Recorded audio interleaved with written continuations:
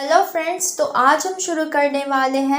हरी सिंह एक चोर था और वह सिर्फ 15 साल का था। 15 साल के होने के बावजूद भी वह एक सक्सेसफुल चोर था। इनफैक्ट हरी सिंह उसका असली नाम नहीं था। पकड़े जाने से बचने के लिए वो हर महीने अपना नाम बदलता रहता था।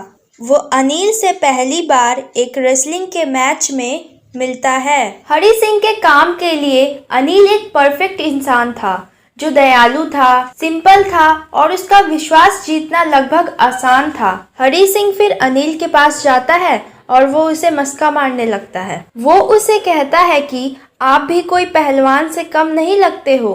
कुछ देर बाद हरी सिंह अनिल से कहता है कि मैं आपके लिए काम करना चाहता हूँ। इस पर अनिल कहता है कि पर मैं तुम्हें पे नहीं कर पाऊंगा। फिर हरी सिंह कहता है कि वो उसके घर पर खाने के बदले में काम करेगा और वो ये भी झूठ बोलता है कि उसे खाना बनाना आता है। ये सब सुनने के बाद अनिल मान जाता है और वो उसे अपने घर ले जाता है। उस रात हरी सिंह इतना खराब खाना बनाता है कि अनिल को वो खाना कुत्तों को खिलाना पड़ता है और वो उसे जाने के लिए बोल देता है। फिर भी हरी सिंह वहाँ से नहीं जाता और वो अनिल को देखकर हंसने लगता है। बाद में अनिल मान जाता है और हरी सिंह को रहने देता है और कहता है कि कोई बात नहीं, मैं तुम्हें खाना बनाना सिखाऊंगा। अनिल हरी सिंह को उसका नाम लिखना भी सिखाता था और वो उसे प्रॉमिस करता था कि एक दिन तुम पूरा सेंटेंस लिखना सीख जाओगे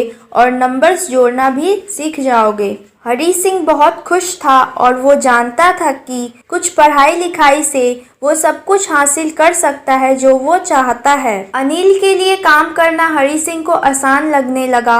वो हर सुबह चाय बनाता था, फिर वो बाजार जाता था और उसे हर दिन कुछ पैसों का प्रॉफिट होता था। हरी सिंह को अनिल के बारे में कुछ जानकारी हो गई थी। अनिल एक राइटर था जिसकी उतनी अच्छी सैलरी नहीं थी। अनिल के पास जब कुछ पैसे होते थे तो वो उन्हें सेलिब्रेशन में खर्च कर देता था और जब उसके पास पैसे नहीं होते थे तो वह उधार लेता था, जिसे वह अगले चेक आने पर चुका देता था। एक दिन अनिल घर आता है और उसके हाथ में नोटों का बंडल था जो उसे अपनी बुक बेचने पर मिली थी। वह सेफली अपने पैसों को गद्दे के नीचे छिपा देता है। हरी सिंह को चोरी किए हुए बहुत दिन हो गए थे, इसलिए उसने अपना मन बना लिया कि वो इन पैसों को चुराएगा।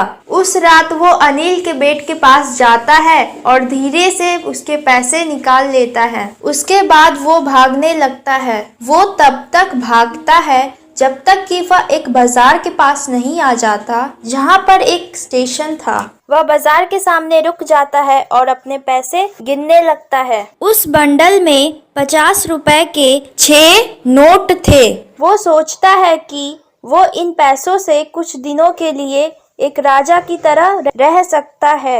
ये सोचते सोचते वह स्टेशन के पास आता है जहाँ पर लखनऊ एक्सप्रेस बस निकल चुकी थी। वो दौड़कर ट्रेन पकड़ सकता था पर वो ऐसा नहीं करता है। हरी सिंह वहीं पर खड़ा रहा जब तक कि ट्रेन ना चली गई। वो अब बिल्कुल अकेला था और कहीं जा भी नहीं सकता था। वो अनिल के बारे में सोचता है और उसके घर के बारे में सोचता है, जो एक ही जगह थी जहाँ पर वो जा सकता था। हरी सिंह के पास जाने के लिए कोई जगह नहीं थी और वो चलते चलते एक मैदान के पास आ पहुंचता है। फिर वो एक बेंच पर बैठकर अनिल के बारे में सोचने लगता है। उसे पता था कि अनिल को बुरा लगेगा, इसलिए नहीं क्योंकि उसके पैसे चोरी हो गए थे, पर इसलिए क्योंकि हरी सिंह ने उसका भरोसा तोड़ा था। जल्दी ही बारिश होने लगती है और हरी सिंह भीग जाता है, इसलिए वह बाजार की तरफ भागने लगता है। वो अपने पैसे निकाल कर गिनने लगता है और उन पलों को याद करता है जो उसने अनिल के साथ बिताए थे। तभी उसे याद आता है कि अनिल ने उससे प्रॉमिस किया था कि वो उसे पूरा सेंटेंस लिखना सिखाएगा। फिर वो सोचता है कि वो जब पढ़ लिख लेगा तो वह चोरी किए हुए पैसों से भी ज़्यादा कमा पाएगा। भले ही चोरी करना आसान हो, पर पढ़ लिख कर एक इज्जतदार आदमी बनना बहुत अच्छा होता है। उसके बाद हरी सिंह अनिल के पास वापस चला जाता है और उन पैसों को उसके गद्दे के नीचे फिर से रख देता है। दूसरे दिन जब हरी सिंह सोकर उठता है तो वो देखता है कि अनिल चाय बना रहा था। उसके बाद अनिल हरी सिंह को 50 रुपए का नोट देता है उसके सैलरी के तौर पर और कहता है कि आज हम पूरा सेंटेंस लिखना सीखेंगे। हरी सिंह को महसूस हो गया कि अनिल को सब कुछ पता चल गया है, फिर भी वो कुछ नहीं बोलेगा। अनिल को देखकर हरी सिंह हंसने लगता है और वो सच्ची हंसी थी।